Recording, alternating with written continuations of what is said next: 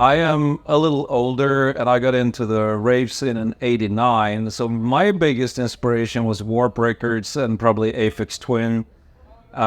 His single On, is one of his first songs. Just like bending genres. Even then I was into that, just taking influences from all kind of different places and make it something. So I'd say Aphex Twin.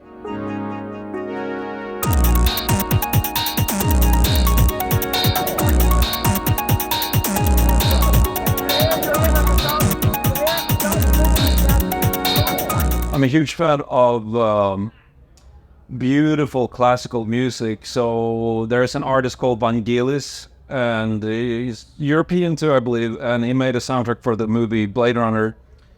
And there is a song called Rachel's Theme. That's arguably one of the most beautiful. That just makes me very sentimental every time I hear it.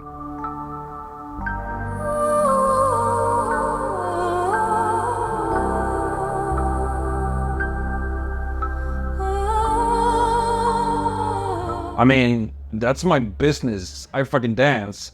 I make music that makes people dance, and I have a lot of talented friends. I say anything that comes out on Lacan, my record label, is meant to make people dance. So a lot of selections there. If I have to say something that one artist that really sticks out to me right now is Sully. Very small artist, but keep your eyes peeled because it's ridiculous. The new album that's coming out, it makes me dance.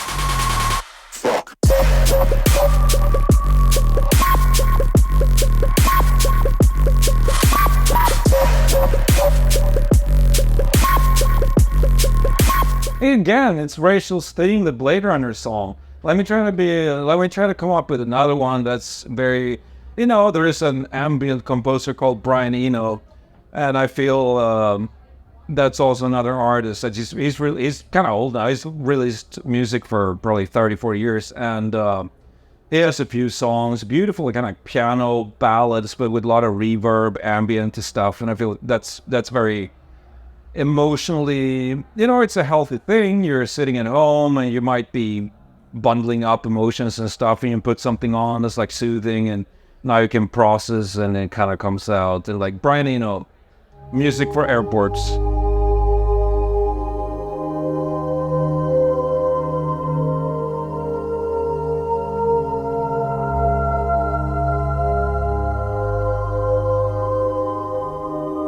I get tired very quickly.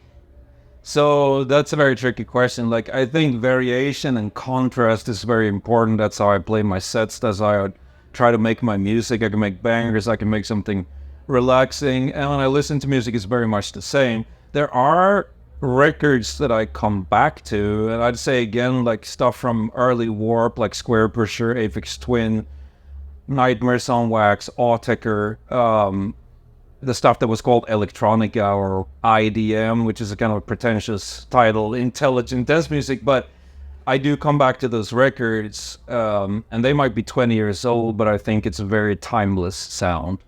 So if you haven't heard of Warp Records, I don't really know what they do today. I think they're still active, but like go back in their catalog and you'll find some beautiful timeless music. I'll say Autechre in Kunabula, their first ever release.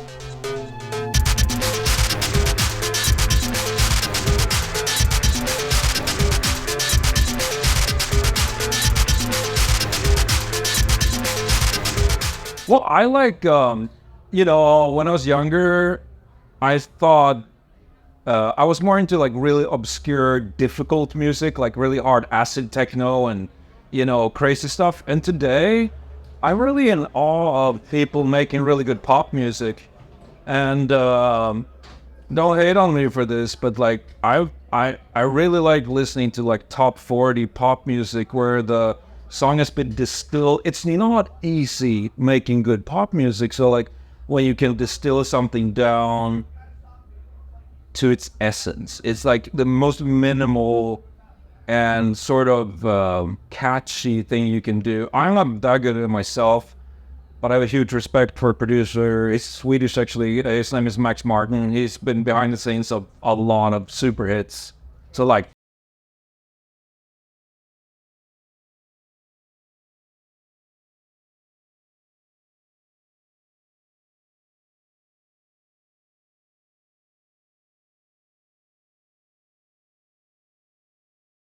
right now is Taboo and Sodown. They made a funky collab together that we released on Wakan, and it's very infectious, and I listen to it a lot. Switch.